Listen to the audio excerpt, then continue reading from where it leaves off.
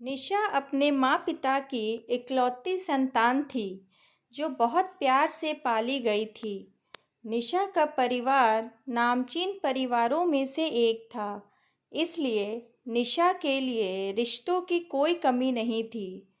निशा के माँ पिता का मानना था कि लड़का पढ़ा लिखा और व्यवहारिक होना चाहिए। उन्होंने निशा के दिमाग में भी यही बात डाल रखी थी कि निशा, अगर हम पैसे वाले लोगों से तेरा रिश्ता जोड़ें और वे लोग आगे चलकर हमारी कोई कदर ना करें तो क्या मतलब ऐसे परिवार का। इसलिए हमें सिर्फ जॉब करता हुआ लड़का और व्यवहारिक लोग चाहिए। निशा, जल्दी तैयार हो जा बेटा, लड़के वाले आते ही होंगे, निशा की माँ ने उत्सुकता से बोला। थोड़ी ही देर में डोरबेल बजी। निशा के पिता ने दरवाज़ा खोला तो लड़के वाले सामने खड़े थे। सभी का खूब अच्छे से स्वागत किया गया। निशा की माँ ने निशा को चाय और नाश्ता लेकर बाहर भेजा। लड़के की माँ ने निशा को अपने पास बुलाकर बैठाया और बोला, यह मेरा बेटा संजीव है। तुमको जो भी कुछ पूछना हो संजीव से तुम बेहिचक पूछ सकती हो। संजीव बेटा, तुम भी अपने सवाल निशा से कर सकते हो, निशा के पिता ने कहा। निशा ने जैसे ही संजीव को देखा, वह देखती रह गई। संजीव दिखने में बहुत आकर्षक परंतु सुलझा हुआ व्यक्ति लग रहा था। वहीं संजीव भी निशा को ही देखे जा रहा था। संजीव ने निशा से पूछा, आपको घर में रहना पसंद है या जॉब करना? निशा बोली, वैसे तो मुझे घर में रहना ज़्यादा पसंद है, मगर कभी नौकरी की ज़रूरत आ पड़ी तो नौकरी करने में भी कोई परहेज नहीं है। संजीव की माँ बोली, निशा, तुम भी अपने सवाल पूछ लो। संजीव को देखते ही निशा की बोलती बंद हो गई थी। वह बोली, आंटी जी, मुझे कुछ नहीं पूछना। अगले ही दिन लड़के वालों की तरफ से शादी के लिए हाँ हो गई। निशा ने सोचा भी ना था कि संजीव उससे शादी करने के लिए हाँ कर देगा, क्योंकि संजीव इतना आकर्षक था कि उसे कोई भी लड़की मिल सकती थी। निशा के घर वालों को भी यह सुनकर बहुत खुशी हुई। 3 महीने बाद दोनों की शादी हो गई। संजीव बहुत सुलझा हुआ और शांत व्यक्ति था। वहीं दूसरी तरफ निशा बहुत ज़्यादा बातें करती थी। निशा ने घर में आते ही सभी का दिल जीत लिया था। दोनों नंद से भी निशा की खूब बनने लगी थी। निशा अपने सास ससुर का भी खूब ध्यान रखती थी।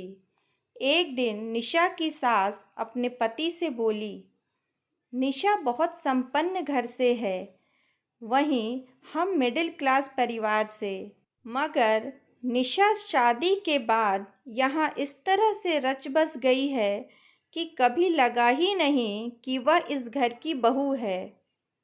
हमेशा बेटी जैसे व्यवहार करती है हमारे साथ। ससुर जी बोले, हमें बहू के रूप में बेटी मिली है।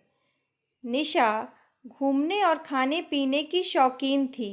निशा ने जब शादी के थोड़े दिनों बाद संजीव से घूमने जाने के लिए कहा तो संजीव बोला, थोड़े दिनों बाद कहीं लेकर जाऊंगा। निशा ससुराल में रच बस गई थी, लेकिन उसे एक ही कमी खलती थी कि संजीव उसे समय नहीं दे पाता था। शादी हुए 6 महीने हो गए थे। निशा संजीव से बोली, संजीव, तुम्हें नहीं लगता अब हमें कहीं घूमने जाना चाहिए? संजीव गुस्से में बोला, निशा, अभी घूमने का नाम ना लो, बहुत टेंशन है। बच्चों की तरह घूमने की जिद करना बंद करो प्लीज़। संजीव ऑफिस के लिए निकल ही रहा था कि निशा बच्चों की तरह रो पड़ी। निशा बोली, जब तुम्हें मुझे घर लाकर सिर्फ घर के काम ही करवाने थे तो एक नौकरानी रख लेते। मुझसे शादी क्यों करी? संजीव निशा को चुप कराने जाने ही वाला था कि उतने में ससुर जी ने संजीव को आवाज़ लगाई। बोले, बेटा, तूने जो मेरे लिए दवाइयाँ मंगाई हैं उनका पेमेंट करना है, ज़रा पेमेंट कर देना। दूसरी तरफ से सासू माँ की आवाज़ आई, संजीव बेटा, चश्मा बनने दिया है, ऑफिस से लौटते हुए लेते आना। पेमेंट कर संजीव ऑफिस के लिए निकल गया। निशा बहुत दुखी थी, इसलिए अपनी मम्मी और पापा से मिलने मायके आ गई। निशा ने संजीव को एक फ़ोन तक करना ज़रूरी नहीं समझा, क्योंकि उसे ऐसा प्रतीत हो रहा था जैसे संजीव से शादी करके उसने बहुत बड़ी गलती कर दी हो। निशा को देखकर उसकी माँ बहुत खुश हुई और दोनों माँ बेटी गले लग गईं। रात को जब संजीव ऑफिस से आया तो निशा को घर पर ना पाकर उसे खुद पर बहुत गुस्सा आया कि वह क्यों आज निशा पर गुस्सा हुआ। उसने निशा को फ़ोन लगाया तो निशा ने फ़ोन काट दिया। निशा ने संजीव के मैसेज का रिप्लाई भी नहीं दिया। निशा की माँ ने जब निशा से पूछा, बेटा, कैसा है तेरा ससुराल? वहाँ तुझे अच्छा तो लगता है ना? निशा के आँखों में आंसू आ गए और वह बोली, हाँ माँ, ससुराल तो बहुत अच्छा है, लेकिन संजीव बिल्कुल समय नहीं दे पाते मुझे। शादी किए 6 महीने हो गए हैं, मगर संजीव मुझे अब तक कहीं घुमाने नहीं ले गए। मम्मी, जब मैं देखती हूँ कि शादी के बाद सारे पति पत्नी घूमने जाते हैं तो मेरा भी मन करता है कि हम भी कहीं घूमने जाएं। मम्मी, भाई भाभी तो शादी के बाद घूमने गए थे ना? मम्मी, संजीव के पास बिल्कुल मेरे लिए समय नहीं है। ऐसा लगता है जैसे उन्होंने परिवार के दबाव में आकर मुझसे शादी की। जब से शादी करके ससुराल गई हूँ, वहाँ सभी मुझसे बहुत खुश हैं। मम्मी, सभी मेरी बहुत तारीफ़ करते हैं, बस संजीव कभी कुछ नहीं कहते, केवल पैसे देते हैं और कहते हैं कुछ भी चाहिए तो ले आना। मगर मम्मी, क्या चीज़ों की कमी है मेरे पास? मुझे तो बस उनका साथ चाहिए, उनका समय चाहिए। निशा की मम्मी ने निशा से पूछा, बेटा, तुझे कभी दामाद जी के हाव भाव से ऐसा लगा कि वो तुझे पसंद नहीं करते? निशा बोली, नहीं मम्मी, संजीव ने कभी ऐसा महसूस तो नहीं होने दिया, लेकिन समय भी तो नहीं दिया। आप ही सोचो मम्मी, शादी के 6 महीने बाद भी एक दिन भी बाहर नहीं लेकर गए। क्या उन्हें मेरे साथ बाहर जाने में शर्म आती है? निशा के पापा माँ बेटी की सारी बातें सुन रहे थे। वे बोले, बेटा, तुम्हारे ससुराल का पूरा करता धरता तुम्हारा पति संजीव है। अच्छा बताओ, संजीव के अलावा उस घर में और कौन कमाता है? निशा बोली, पापा, दोनों नंद तो अभी पढ़ाई कर रही हैं। ससुर जी का जब से बिजनेस ठप हुआ है तब से वह घर पर ही हैं। निशा के पापा बोले, मैं यही कहना चाहता हूँ बेटा कि संजीव जी पर घर की जिम्मेदारियों का बोझ है। वह अकेले कमाने वाले हैं घर में। संजीव दहेज विरोधी है। तुम दोनों की शादी में जितने भी पैसे खर्च हुए, पैसे संजीव ने ही लगाए थे। इसलिए वह चाह कर भी तुम्हें घुमाने नहीं ले जा पा रहा। रही बात तुम्हारे भाई भाभी की, तो तुम्हें पता है कि मैं खुद आर्थिक स्थिति से बहुत मजबूत हूँ। तुम्हारे भाई भाभी मुंबई में रहते हैं, फिर भी हमें कोई चिंता नहीं, क्योंकि मैं तुम्हारा और तुम्हारी माँ का खर्च यहाँ आराम से उठा सकता हूँ। मैंने कभी तुम्हारे भाई से कभी कोई हेल्प नहीं लिया।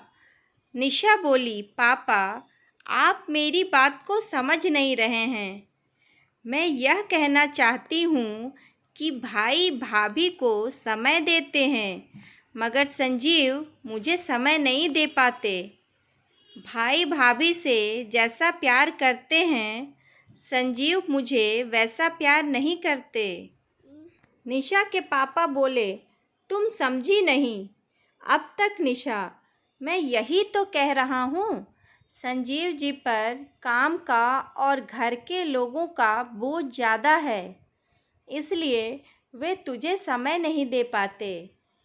अगर तेरी नज़र में समय देना ही प्यार है, तो मैं तेरी माँ से प्यार ही नहीं कर पाया, क्योंकि मैं भी कभी तेरी माँ को समय नहीं दे पाता था। उस वक्त जब तुम भाई बहन छोटे थे, मैं हमेशा तुम दोनों बच्चों को एक अच्छा भविष्य देना चाहता था, इसलिए मैं बहुत मेहनत करता था। लेकिन तुम्हारी माँ कभी मुझ पर गुस्सा नहीं करती थी या यह नहीं कहती थी कि मैं उसे समय नहीं देता, क्योंकि उसे पता था कि मैं यह मेहनत घर के लिए कर रहा हूँ। मेरे पर घर की जिम्मेदारियाँ हैं। यहाँ तक कि तुम्हारी माँ ने घर में बच्चों को डांस सिखाना भी शुरू कर दिया था, ताकि वह मेरा कमाने में भी हाथ बटा सके, जिससे मेरे सिर से जिम्मेदारियों का बोझ कम हो सके। बेटा, समय देना ही प्यार नहीं होता है, बल्कि भावनात्मक जुड़ाव भी होना चाहिए, जो मुझ में और तेरी माँ में है। तुझे भी वैसा ही भावनात्मक जुड़ाव होना चाहिए संजीव जी से। तुम्हारे पति को तो सब कुछ खुद ही करना है। उनके पास तुम्हारे भाई की तरह खानदानी पैसा नहीं है। बेटा, तुझे मैंने इतना पढ़ाया, मगर जब संजीव का परिवार तुझे देखने आया, तूने कितनी आसानी से कह दिया था कि तुझे घर पर रहना पसंद है। फिर भी संजीव जी के परिवार वालों ने इस रिश्ते के लिए हाँ कर दी। कभी तुझ पर नौकरी करने का दबाव नहीं बनाया, वो अलग। मेरी बात मान निशा, अगर तू सचमुच संजीव जी से बहुत प्यार करती है, तो नौकरी करके उनका सहयोग कर, ताकि संजीव जी पर से जिम्मेदारियों का बोझ थोड़ा कम हो सके। निशा को अब पापा की बातें समझ आ चुकी थी। वह बोली, हाँ पापा, शायद मैं घूमने फिरने को, समय देने को ही प्यार समझती थी, लेकिन यह मेरी बहुत बड़ी भूल थी। असली प्यार क्या है, वह तो आपने आज समझाया मुझे। थैंक यू पापा, मेरी आँखें खोलने के लिए। मैंने बचपन से देखा है आपको और मम्मी को। आप दोनों ने कितनी समझदारी से घर की गाड़ी को आगे बढ़ाया है, मगर मैं आप दोनों की बेटी होकर भी यह बात नहीं समझ पाई, जो आज आपने समझा दी पापा। मैं भी नौकरी करूँगी पापा, और संजीव का हर तरह से साथ दूंगी। अगले दिन संजीव निशा को लेने पहुंचा और बोला, निशा, आज ऑफिस से छुट्टी लेकर सिर्फ तुम्हारे लिए आया हूँ ताकि हम दोनों कहीं घूमने जा सकें। संजीव को देखकर निशा की खुशी का ठिकाना ना रहा। थोड़ी देर में दोनों घूमने के लिए निकल गए। संजीव ने निशा से पूछा, कहाँ जाना चाहोगी निशा? निशा बोली, वहीं जहाँ हम दोनों एक दूसरे को समझ पाएं, एक दूसरे को अपनी बातें बता पाएं, एक दूसरे की भावनाओं को समझ पाएं। संजीव बोला, मैं तुम्हें बहुत दिनों से घुमाने लेकर जाना चाहता था, मगर बजट साथ नहीं दे रहा था। खर्चे पर खर्चा ही सामने आ रहा था। हो सके तो मुझे माफ़ कर देना। निशा बोली, मैंने भी तुम्हारे बारे में बहुत गलत सोचा संजीव, मुझे भी माफ़ कर दो। मैं भी नौकरी करना चाहती हूँ संजीव, ताकि मैं तुम्हारी जिम्मेदारी बांट सकूँ। संजीव बोला, निशा, अगर तुम्हें नौकरी करना पसंद ना हो तो कोई बात नहीं, मैं घर को मैनेज कर सकता हूँ। निशा बोली, संजीव, फिर मेरी इतनी पढ़ाई करने का क्या फ़ायदा अगर मैं तुम्हें पैसे कमाने में सहयोग ना कर पाऊँ? संजीव बोला, मैं जानता हूँ निशा कि तुम्हें घूमना फिरना बहुत पसंद है और शायद तुम्हें यह लगने लगा है कि मैं अपनी सैलरी से तुम्हारे शौक़ पूरे ना कर पाऊँगा, इसलिए तुम नौकरी करना चाहती हो। निशा बोली, संजीव, मैं नौकरी करना चाहती हूँ ताकि तुम्हारे माँ पापा की दवाइयाँ मैं भी बुक करवा पाऊँ, तुम्हारी बहनों को कभी बाहर ले जाकर उन्हें कुछ उनकी पसंद का खिला सकूँ, कभी घर का राशन सब्जी मेरे पैसों से आ जाएगा, इसलिए मैं नौकरी करना चाहती हूँ। संजीव अपनी पत्नी की बातों से बहुत खुश था। दोनों पति पत्नी जिंदगी की नई शुरुआत कर रहे थे। निशा जॉब करने लगी और पति के साथ कदम से कदम मिलाकर चलने लगी। निशा अब समझ गई थी कि सच्चा प्यार घूमना फिरना नहीं, बल्कि एक दूसरे की भावनाओं को समझना, एक दूसरे को सहयोग करना है। कहानी पसंद आई हो तो please like, share and subscribe. Thank you.